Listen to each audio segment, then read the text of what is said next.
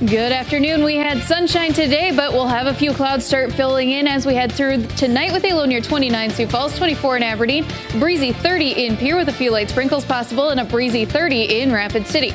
Tomorrow, our temperatures are going to be warmer, even though we have partly to mostly cloudy skies. Sprinkles at 53 in Sioux Falls, 42 with a few light sprinkles possible, breezy 49 in Pierre, and a windy 52 in Rapid City. Warm again on Saturday before rain and snow moving in just in time for Easter Sunday. We'll take a look at what you can expect coming up. KELOLAND's First at 4 starts right now. Live from KELOLAND Media Group. KELOLAND News, First at 4. A disturbance at the South Dakota State Penitentiary. What Attorney General Marty Jackley plans to do in response. Plus, keeping bees alive after a strange winter. How a beekeeper in Iowa is adapting his operations. And later, the NCAA Hockey Regional is coming to Sioux Falls. We'll have a live preview from the Premier Center.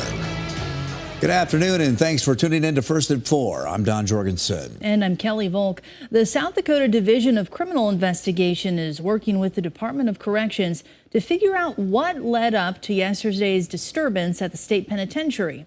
Attorney General Marty Jackley says he intends to, quote, prosecute those responsible for any harm done to correctional officers, other inmates, and state property to the fullest extent of the law.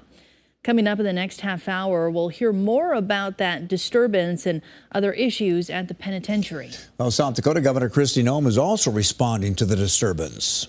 And yes, we did have a correctional officer that was assaulted and went to the hospital, and I hope they're doing well today, and we'll continue to do all we can to have a safe environment. But coming up tonight on KELOLAND News at 5:30, Dan Santella will introduce us to someone who works at the penitentiary for the Department of Corrections. A North Dakota woman is pleading guilty to being part of an international drug ring that brought drugs to several states, including South Dakota. 33-year-old Deanna Garrets was arrested for trying to bring drugs into the U.S. from Mexico. The U.S. Marshal Service transported her back to North Dakota. Garrets was apprehended in Mexico on August 1st by Mexican immigration authorities.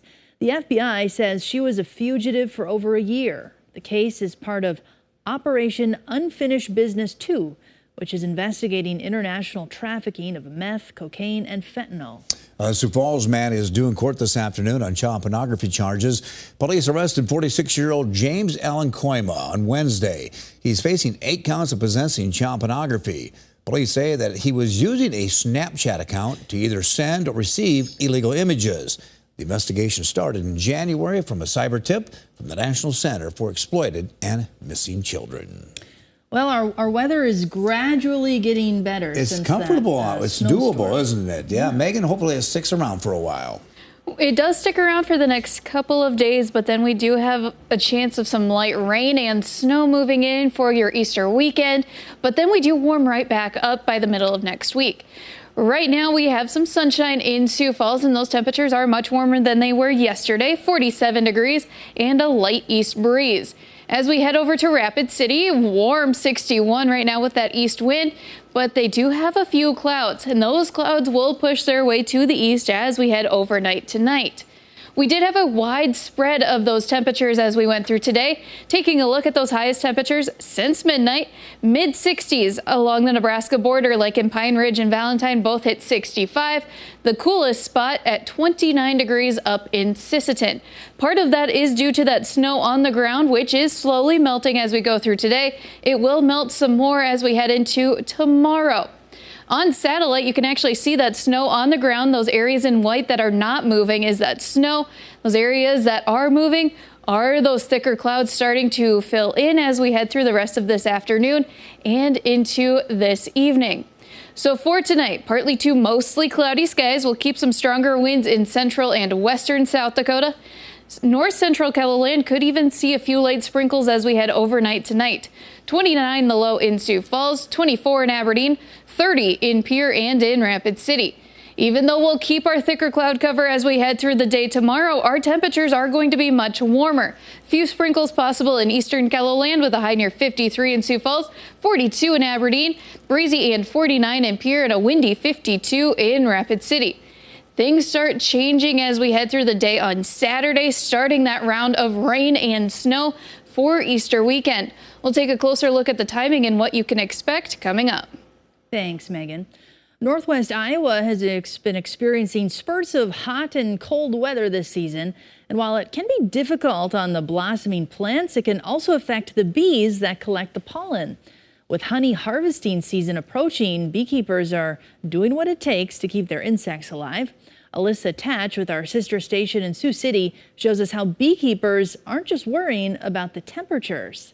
Really, I'm just supplementing to make sure they make weight, because it's a long winter.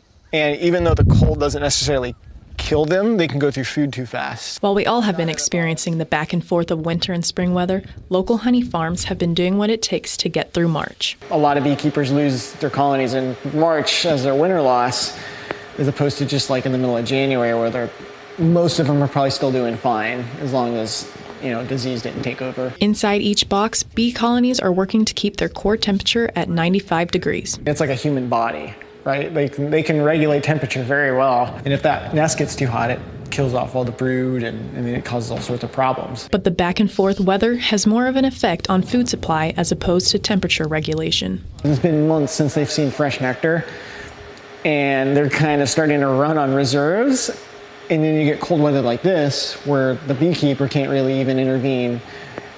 They end up starving out. Right now, Mallet's biggest concern is making sure the bees have enough sugar to get them through to warmer days. Maybe a gallon, and then that usually takes them all the way through the first bloom. It's just keeping them going along. Mallet said the bees were kept inside for 5 weeks this winter, as opposed to the usual 3 months. Well, a week after a leaseholder for the Sioux City Marina announced that it wasn't going to be opening for the summer boating season, city leaders are saying otherwise. The city says that Head Companies of Sioux Falls is expected to honor the lease, which requires the company to operate the marina. In a Facebook post last week, the marina said that low river levels and silt buildup led to the decision not to open. According to the marina's website, the facility offers wet moorage for 270 recreational vessels up to 40 feet long.